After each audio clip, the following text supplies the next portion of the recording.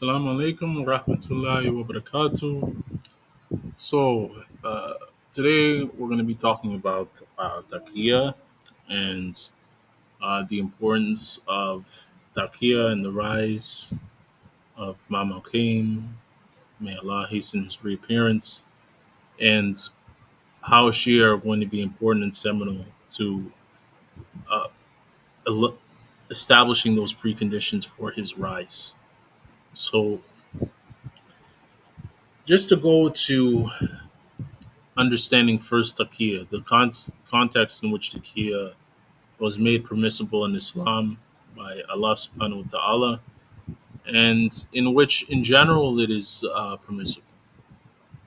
So we can go to a particular case with Ammar ibn Yasir radiallahu anhu, who was tortured after his parents were killed, and they were among the first martyrs of Islam. So why the Quraysh ended up cracking down on the religion in the way that they did was because Islam implied the idea of equality for all people, regardless of the status of whether they were slaves, whether they were free men. The idea was that the best among people were those with the highest amount of taqwa, highest amount of piety in the religion. So this rubbed the wrong way, especially with a polytheistic society like the Quraysh that emphasized tribalism, emphasized racial hierarchy, racial caste. So they were very persecutory towards the believers in Islam, particularly Ammar bin Yasir and his parents, among the first martyrs. So he was tortured and he was forced to declare that he was renouncing the religion under torture, under threat of torture with fire. And he felt guilty about that. So Allah subhanahu wa ta'ala sent down a verse to declare taqiyya to be permissible. So he who disbelieves in Allah after his having believed, not he who is compelled with it while his heart is at rest on account of faith, but he who opens his breast to disbelief. So this is Abdullah ibn Sa'd, who is a Munafiq, and he ended up serving under the Muawiyah government and the Yazid government, and also served under the Uthman government. Latinatullahi alayhi. So all of these individuals he served under, and he was a Munafiq throughout. And um, this is what the one who's mentioned, Abdullah ibn Sa'd, and the true believer, the one who has belief and then has to hide it. This is Taqiyya, Ammar ibn Yasir. The Munafiq, the one who declares belief and doesn't have it, Abdullah ibn Sa'd. And in Shi'ism, we actually declare, to be honest, is that anybody who doesn't accept the Imam is a Munafiq. So this is basically encounters all of Sunniism and basically all of the other derivative sects that don't accept the current Imam. May Allah hasten his reappearance. And if anybody would want to disagree and say that that's too harsh of a criticism, well, just look at Gaza, look at Jordan, look at Egypt, look at Saudi Arabia, and look at basically every Sunni state that has the power to do something about what is happening in Palestine and has not lifted a finger. And then come to me and tell me with a straight face that Sunnis actually have belief and sincerity in the religion. You won't be able to do it. So that is one statement that I'm going to be making about that. And saying and proving that the Imam Saleh Salam were proven right on that occasion. Now, going further and understanding like what taqiyya means and how important it is to observe it in the religion of Islam. We can go to basically the chapter on taqiyya. So if you go to this chapter, you can see that like the first two hadith among all the other hadith show how important it is taqiyya.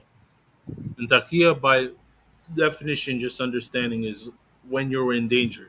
When you are in danger, or when the Shia are in danger, when your fellow mu'min is in danger, this is when Taqiyyah applies. And that's when it is called Taqiyyah. So, about the words of Allah subhanahu wa ta'ala, the most majestic, the most holy, these will receive double reward for their forbearance, replacing evil by virtue. So, this is verse of the Quran, and it's just trying to get a tafsir of it. The Imam said they're exercising patience with observing Taqiyyah, and they're repelling evil by means of good deeds means Taqiyyah is a good deed, and publicity or disregarding a Taqiyyah is evil. So, in this case, Taqiyyah is actually very important. It's actually very important in the religion, and it cannot be disregarded at all. It has to be seen and it has to be performed, especially if your fellow Shia are in danger if you do not perform it. So if you reveal something and you put your fellow Shia in danger by revealing it, then you're disregarding Taqiyyah and it is evil to do so. So hadith number 2. You see, once Abu Abdullah alayhi wasalam said to me, "O Abu Umar, 9/10 of religion is in the Taqiyyah. One who does not observe a Taqiyyah is no religion. A Taqiyyah must be observed in all matters except wine and wiping over the socks." So, in all cases, except um, when you're kind of compelled to drink, you can. In many cases, you can also kind of avoid it. You're not going to be compelled under threat of the sword to drink. Um, so and wiping, of course, over the socks, wudu, all of that, you should be performing wudu the proper way um, before you perform salat and perform your prayers in order for them to be accepted. Um, but in most cases, the taqiya has to be applied if the condition calls for it. Because if the condition doesn't call for it, it's not taqiya. It's simply either hiding or lying, and it ends up being called something else, and that is a sinful activity. But more cases, rather than not, taqiya is necessary in the religion and should be applied, particularly when your fellow Shia are in danger if you do not do it. So now, just understanding and going to when taqiya is permissible and not permissible. So there are rules of taqiya, and they have to be applied as well, and they have to be applied very specifically. Okay, so هذه there's a مسألة presentation from the Sheikh. معروفة في المتون الفقهية أنه لو جيء بشخص واعتقل وقيل له عليك أن تفعل هذا وإلا تقتل، كأن يقال له عليك بأن تشرب هذا الإناء من الخمر وإلا قتلناك. حينئذ لا شبهة في أنه يجب عليه أو يرخص عليه أو يرخص له بتعبير أدق أن يشرب من هذا الإناء حتى يدفع القتل عن نفسه تقية، فيرتكب هذا العمل المحرم بالعنوان الأول يرتكبه اضطرارا فيصبح محللا بالعنوان الثانوي. أما إذا قيل له عليك بأن تقتل فلانا وإلا قتلناك، هنا هل يجوز له أن يعمل بالتقية فيقتل الآخر اضطرارا كما أنه يجوز له أن يشرب الخمر اضطرارا وتقية؟ الجواب كلا، لأن الإمام صلوات الله عليه قال: إذا بلغت التقية الدم فلا تقية. لا يجوز لك أن توصل تقيتك إلى حد سفك دم الآخر. فهنا ماذا عليك؟ أي تكليف يكون لك؟ الجواب أن تمد رقبتك للسيف. لا تقتل الآخر وإنما تقتل نفسك. So that was Sheikh Hassan Al-Habib basically explaining that in that particular case, you can not actually perform taqiyyah. It's not permissible for you to perform taqiyyah um, when your taqiyyah will actually involve harming somebody else. So if you're compelled to harm somebody else in taqiyyah, then that's not taqiyyah. It's not permissible. It's not accepted. Um, so it is also not acceptable for you to perform taqiyyah in a way that endangers the Shia. And I'll give an actual good practical example of this. So we can talk about the concept of tahrif. So some some Shias believe in tahrif. I'm included. I also believe in it. I understand based my reading of the hadith and uh, basically the different readings and some scholars who have advocated for the concept of tahrif. I I ascribe to and believe their arguments and agreed with their arguments and believe that there was distortion of the Quran by Uthman al. But there are many Shia who once professes this belief, either because they don't believe in it personally, or maybe because of actual taqiyyah. And in that case, even then, the ones that argue against that tahrif can't argue against it in a way in which they end up takfiring the Shia that do. In fact, they'll argue opposite. So I'll give you an example. Even the Rafida among Sheikh Yasser, he argues against Tahrif. But he will also say, actually, we believe it's the Sunnis who believe in Tahrif. Because they have a bunch of these ahadith which say there's tahrif in the Quran, there's distortion of the Quran. You have Aisha who believes it, you have Umar who believes it, you have Uthman who believes it. All of these other different personalities who believe in tahrif of the Quran. So why then is it an issue of takfir if all of these Sunni personalities or these Sunni idols can believe in tahrif? So that's one way of the the Rafida, the people in the Rafida network who argue against Tahrif, will defend the Shia that believe in Tahrif. And then you'll also have even a statement from Sheikh Muhammad Rafid, who will say if it's okay to argue against, like if it's okay to say that those who believe in Tahrif or kafirs and that you want to kill them, then don't you have to also takfir Aisha, um, Umar, all of these other Sahaba who believed in Tahrif and who believed that there were verses of the Quran that aren't there, or believed there were chapters of the Quran that aren't there. So that's one his way of explaining it to some extent. So even when they do disavow a certain belief, which was a part of Shi'ism, they don't do it in a way or dissimulate in a way that threatens other Shia that advocate for it.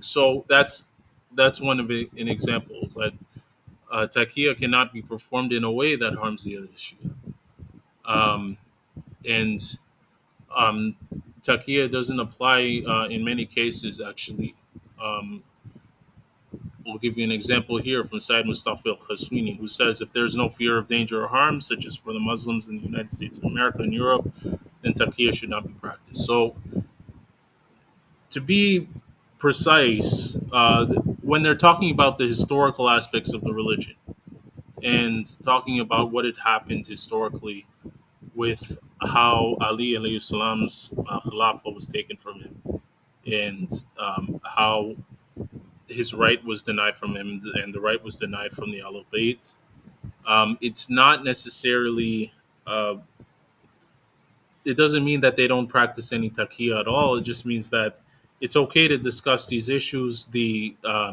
the United States of America, Europe, they don't necessarily care, as long as you're not going against their geopolitical objectives or going against the system of capitalism that they have set up. If you, they will perform taqiyyah in these other areas. So capitalism and performing taqiyyah maybe with the geopolitics. So maybe disavowing the axis of resistance or not openly declaring support for it. That might be a strategic policy that they're playing, or distancing themselves from maybe the Islamic Republic of Iran, who's in conflict with the UK or a European country, and that's to defend their institutions and defend what they are able to say, while the Islamic Republic of Iran advocates for resistance, uprising against injustice, things like that. And they will talk about Shia Sunni unity and will not go and discuss the issues of the past. But the issues of the past will be discussed by those that are in a position to talk about the issues of the past, while others that can't talk about the issues of the past will perform the Shi'ism of the present. So, in that case, these two will end up um, upholding and defending the institution of Shi'ism in their own way. And Taqiyyah has to be performed under all circumstances. Uh, well, not in all circumstances, excuse me. I mean that um, there's always going to be a case in which Taqiyyah has to be applied, which is why Taqiyyah has to be observed in a certain aspect depending on where you are. If you're in a position where you feel like you can discuss everything and discuss everything openly, then you can. But there's always going to inevitably be a point where not everything can be discussed openly, and that's why taqiya is an important thing to understand when to apply it and how to apply it for all Shia, regardless of their level of what they're trying to do. So this is a basic understanding. Reiterating, taqiya is the simulation or concealment of one's beliefs in the face of danger, and this has to be done to some extent and has to be applied to some extent depending on the situation. Um, Now, a lot of people will end up starting to ask the question then, okay, so why don't you just, um, you know, spread your belief in order to be safer, kind of like the way the Sunnis do, um, and, kind of make dawah and then speak to people, reach out to people for the religion that way? Well, we believe that people are not going to be um, attracted by the aesthetic like not true believers. They're not going to be attracted by the aesthetic in this way. I think based on where you are, your upbringing, your class alignments, uh, you either are going to be a believer or you're not. And this is reiterated in many ways by the imams themselves. Um, and you can go to Al-Khafi Volume 2 and refer to this one, talking about the traits of believer and how believers came to be. So Ibrahim is narrated from his father, from Ahmad ibn Isa, from Rabi ibn Abdullah, from a man from Ali ibn Hussein alayhi wasalam, who said the following: Allah, the Majestic, the Glorious, created the prophets from the clay of Eli, both of their bodies and souls. He made the hearts of the believers from such clay and made their bodies from a world lower than that world. He created the unbelievers, both their bodies and souls, from the clay of Sijin. He thus mixed the two clays. For this reason, children of unbelievers become believers and vice versa. For this reason, the believers get afflicted with evil and unbelievers receive good things. Thus, the hearts of the believers incline to that from which they are created, and the hearts of the unbelievers incline to that from which they are created. So, the believers are going to be tested. They're going to go through trials. They're going to go through tribulations. Um, and that's no more true than with the prophets themselves, with the imams themselves. Imam Hussein ended up having to march towards martyrdom. Um, the Prophet sallallahu alaihi wasallam, he was poisoned and he lived through poverty and having to hide a good part of his life.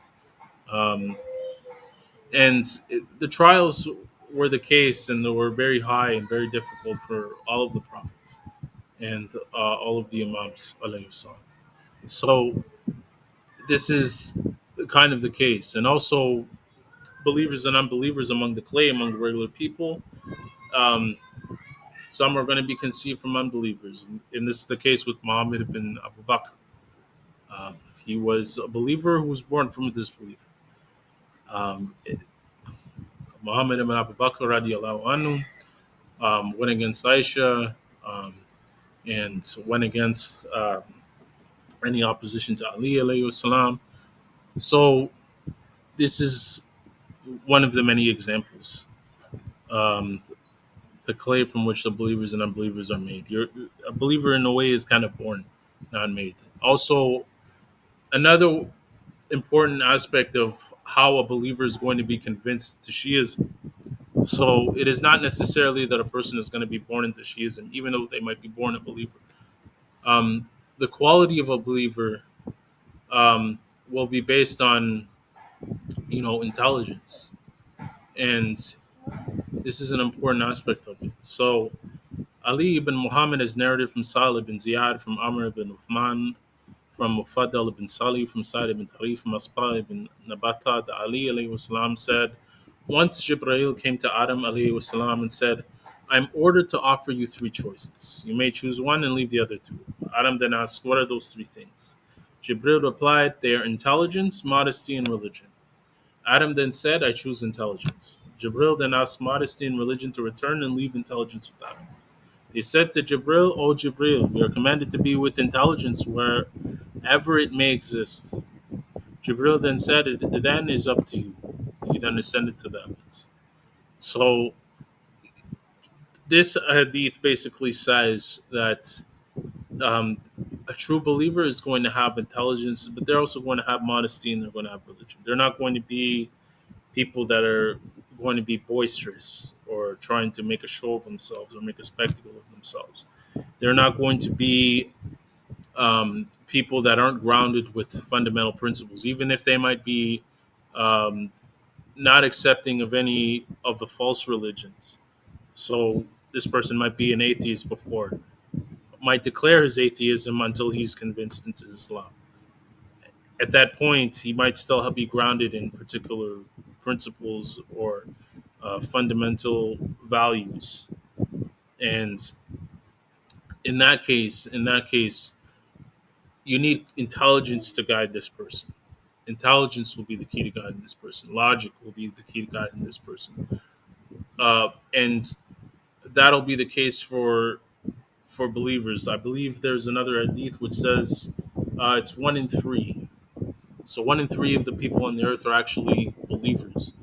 One in three of the people on the earth are actually going to go towards Shia Islam, but they will go towards it with logic and with reasoning. They will be intelligent, modest people.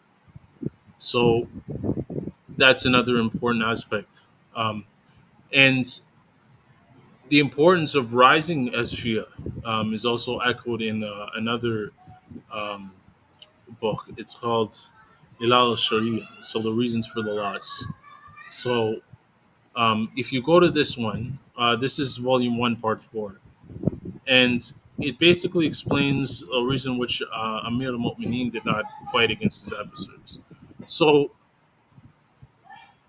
the narrator says, I said to Abu Abdullah, what's the matter that Amir al-Mu'mineen did not fight against so and so and so and so and so so? He said, due to a verse in the book of Allah, mighty and majestic, had they been widely separated from one another, we would surely have punished those who disbelieved from among them with a painful punishment. So I said, what is the meaning of being separated from them? He said, deposits of the believers in the backs of the disbelieving people. And such is the case that Al-Qaim would never appear ever until Allah the High extracts the deposits. So when these come out, there will appear the ones who would appear, and from the enemies of Allah, so He would kill them. And just so that there's a misunderstanding that Imam Al-Qaim is going to kill believers, um, it is it has been narrated from Abu Abdullah regarding the words of Allah Mighty and Majestic 4825. Had they been widely separated from one another, we would surely have punished those who disbelieve among them with a painful punishment. He, alayhi wasalam, said, if Allah Azza wa Jal brings out whatever is in the backs of the believers from the infidels, and whatever is in the backs of the infidels from the believers, the ones who disbelieved would be punished. So this is to be very clear, so that there isn't a misunderstanding that those that rise among the Shia in the era of Imam al-Qaim alayhi salam are going to be punished. No, it'll be the disbelievers, the ones who rejected the Imam, and those who mock him on the internet and things like that. So that's actually um, an important aspect. There is actually another hadith from Al-Kafi, which actually explains um, this thing about Allah's deposits. So it's basically an understanding of uh, how Allah decides on His own will to create a believer. This is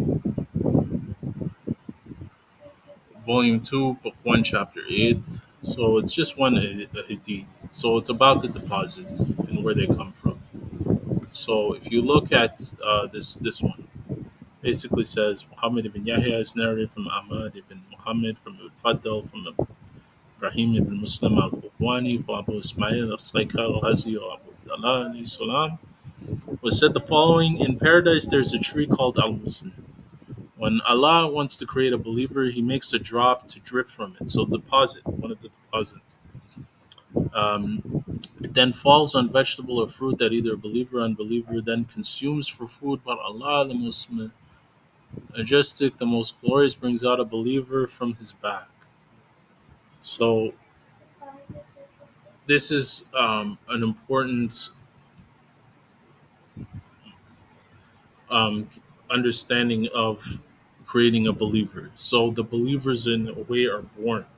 They're conceived. That's basically the meaning behind this hadith. Is that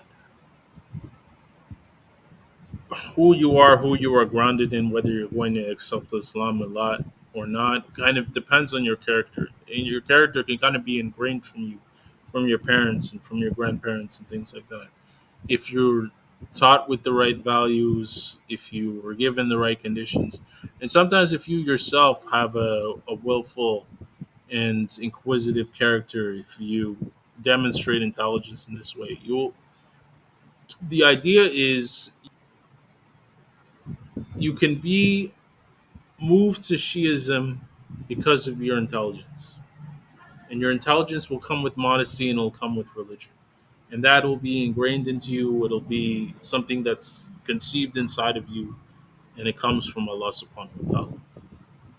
So that is the importance of understanding the Imam al Qaim's rise and all of that, his deposits, and knowing that the deposits all have to come onto the earth and they all have to be convinced into Shi'ism.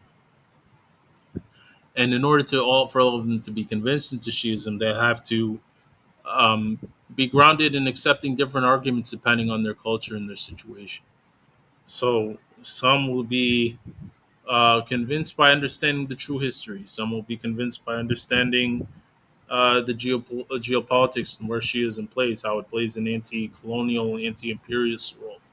Some people will be convinced by taking all of these things into once and accounting for all of it. Some will actually look at the historical evidence and the historical doctrine and understand that, yeah, there were many problems with the Sunni narrative. And that is why Taqiyyah is performed. Um, in a way, it's kind of taking whatever the enemy gives you and going in a place where the enemy allows you to go. But in order to take the path of least resistance. And it's an important tactic that's been used historically in many cases.